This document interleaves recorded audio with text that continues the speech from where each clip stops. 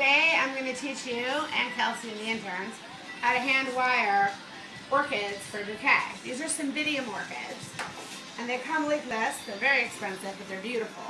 And we've already taken some blooms off of this, you can see, but each bloom has only got a stem of about 2 inches. If you're lucky it might give it 2.5. Alright, so what you got to do is you have to create a faux stem.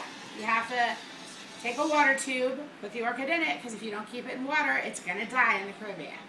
You got to create a stem that can become a part of a bouquet with all different kinds of flowers. Quick hint, when you're storing these, don't put them in water.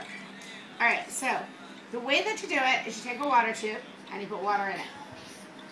Now, water tubes come in all different colors, shapes, and sizes. They don't matter as if you're covering them with green tape, which we're going to do. It doesn't matter what it looks like. However, some of them have smaller holes than others.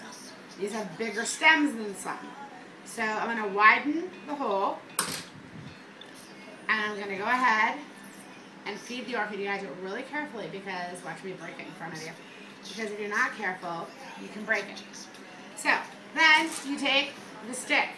Pointy end goes up underneath the edge of the rubber just to protect you. Or you can tape it off really well. Me, I will stab myself with it if I'm not careful.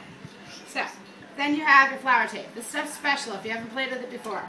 Once it gets wet, it gets sticky. So, you're good to go. If it feels like it's not doing anything in the beginning, that's because it's not wet enough yet. So, what we're going to do is create a real stem that we can mix in with a bunch of other flowers. In the case of this bride, we're going to have 2 different colors of these beautiful cymbidium orchids. And we're also going to have purple calla lilies. And we're going to create a bouquet that will be absolutely amazing and match her decor. She's a graphic designer and everything for Tracy's got to be perfect because I adore her. And so what we do is you take the green tape and you completely hide the water tube. And when you can no longer see a water tube, then that means it won't show in the bouquet. So you also want to make sure that it's stiff. See, it's still wobbling.